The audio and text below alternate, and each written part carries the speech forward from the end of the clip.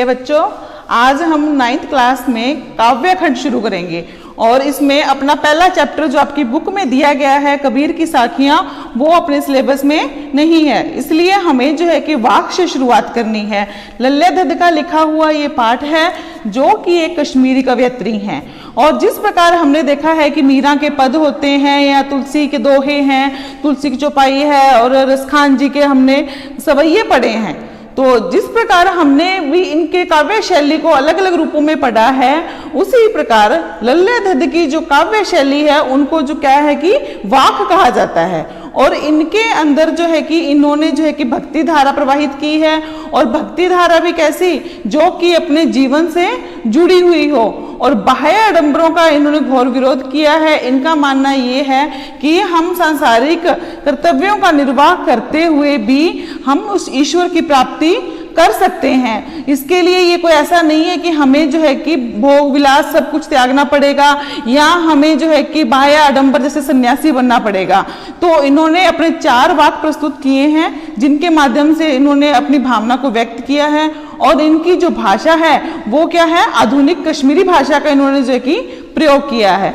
अब हम इनका देखते हैं फर्स्ट पद वाक्य। रस्सी कच्चे धागे की खींच रही मैं नाव। तो इसमें कवयित्री क्या बता रही हैं कि अपना जीवन कैसा है कि कच्चे धागे के समान है, जैसे कच्चे धागे की रस्सी होती है और उसके सहारे हम जो है कि नाव को खींचते हैं, उसी सहारे अपना जीवन भी कैसा है, कच्चा है, कच्चे धागे के समान है भी, उसकी डोर जो है कि कभी भी टूट सकती है।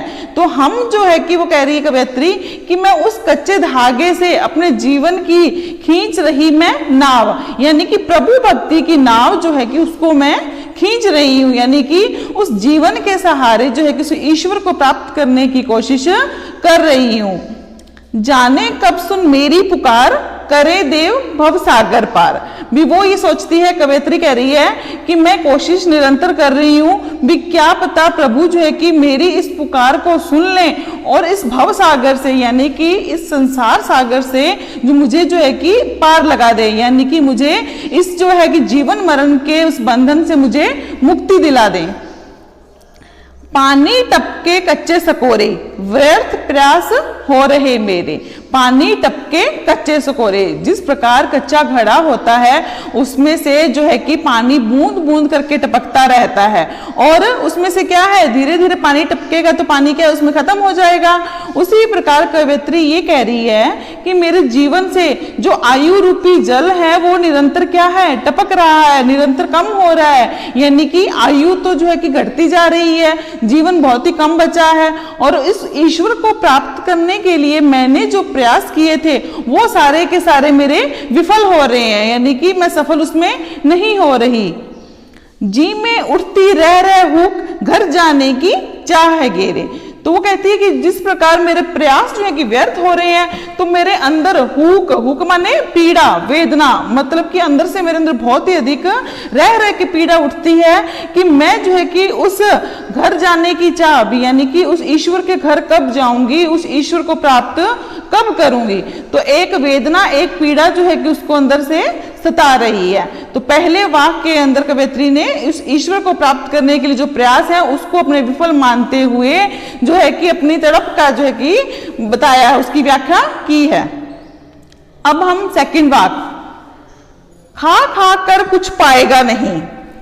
क्या कहती है कवयित्री, खा कर मतलब क्या है कि यदि हम इस संसार में रहते हुए सब कुछ अपना जीवन जो है कि चलाते जाएंगे और हम उस ईश्वर को याद नहीं करेंगे, हम ये सोचेंगे कि हम अपने नॉर्मल जैसे कि अपना आम जीवन होता है उसको जीते हुए हम जो है कि उस ईश्वर को प्राप्त कर लेंगे, तो वो भी क्या है, संभव नहीं है, क्योंकि हम ईश्वर को जब तक याद नहीं करेंगे तो हम उसको प्राप्त नहीं कर सकते।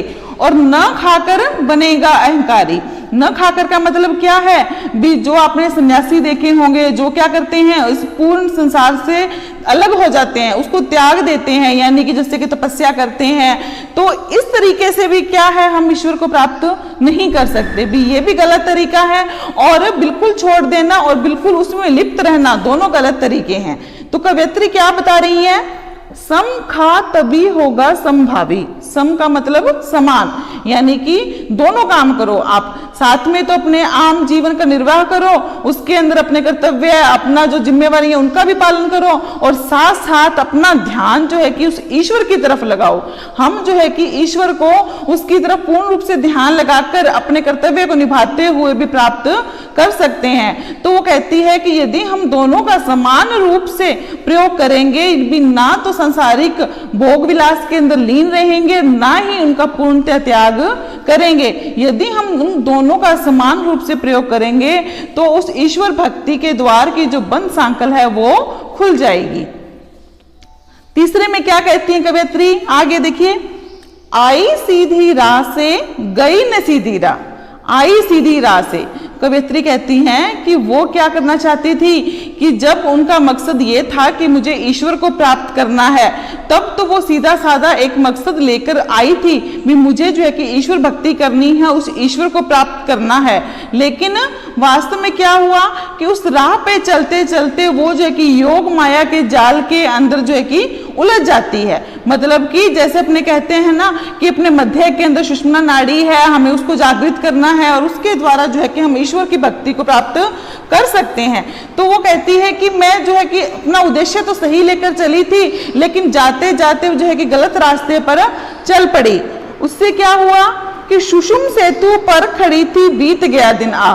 तो भी इस क्रम के अंदर वो कहती है कि मेरा पूरा जीवन जो है कि बीत गया, यानी कि मैं जो है कि एक पुल होता है जिस प्रकार से, उस पुल के बीच में खड़ी रही, मुझे न तो ईश्वर की प्राप्ति हुई और मेरा जीवन जो है कि पूरा का पूरा चला गया।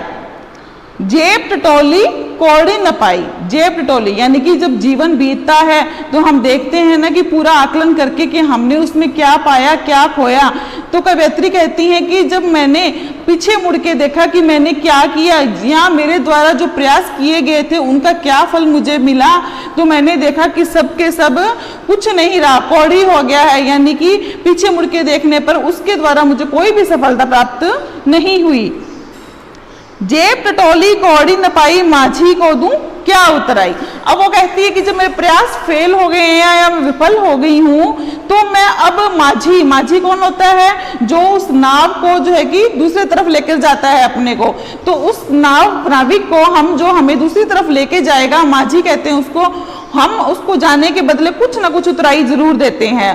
तो वो कहती है कि जब मेरे पास कुछ है ही नहीं, मैंने तो कौड़ी भी नहीं पाई, तो उस माझी को यानी कि उस ईश्वर को मैं क्या उतराई दूं। मेरे पास भक्ति या उस ईश्वर को याद करने वाला कोई भी ऐसा उपाय नहीं है जिसको मैं उसको दे सकूं या उस ईश्वर को प्राप्त कर सकूं। अब चौथे में देखो वाक्य में क्या कहती हैं, थल थल में बसता है शिव ही। इसमें चौथे वाक्य के अंदर कवयित्री जो है कि कण कण के अंदर उस ईश्वर के व्याप्त होने की बात कहती हैं। वो ये कहना चाहती हैं कि ईश्वर जो है कि हर जगह विद्यमान है। हमें ये नहीं सोचना चाहिए कि ईश्वर को हम मंदिरों में खोजेंगे, मस्जिदों में खोजेंगे, या भी हमें उसके लिए कोई तीर्थ कर्म करना चाहिए। भी उनका मानना ये है कि इस संसार के अंदर कण कण के अंदर ही जो ईश्वर व्याप्त है, हम यदि अपने अंदर झांक कर भी देखेंगे तो ईश्वर वहां भी विद्यमान है। इसलिए वो इस पद्य के अंदर वो बाह्य आडंबरों का जो विरोध करती हुई अपने आत्मज्ञान को पहचानने की कोशिश का खुलासा करती हैं। थल थल में बसता है शिव ही। तो इसमें क्या कहती है, थल थल यानी कि कण कण, शिव यानी कि उस ईश्वर को कहा गया कि थल थल में बसता है शिव। ये प्रभु जो है कि इस संसार की हर वस्तु के अंदर विद्यमान है।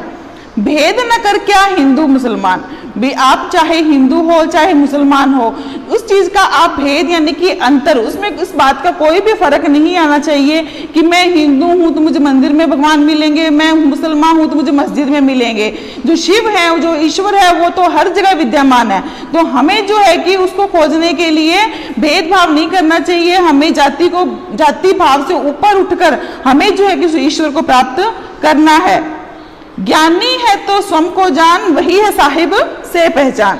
यदि तुम सच्चे मायने में ज्ञानी हो या सच्चे मायने में उस ईश्वर को प्राप्त करना चाहते हो, तो क्या है, स्वयं को जानो। स्वयं मतलब अपने अंदर जो है कि ईश्वर विद्यमान है।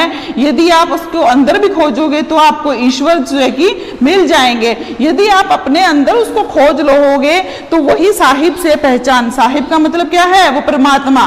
तो जब आप अपने अंदर खोजोगे, जब उसको प्राप्त करोगे, तब आपको पता चलेगा कि ईश्वर तो वाकई हमारे अंदर है। वही जो है कि साहिब से सच्ची पहचान है।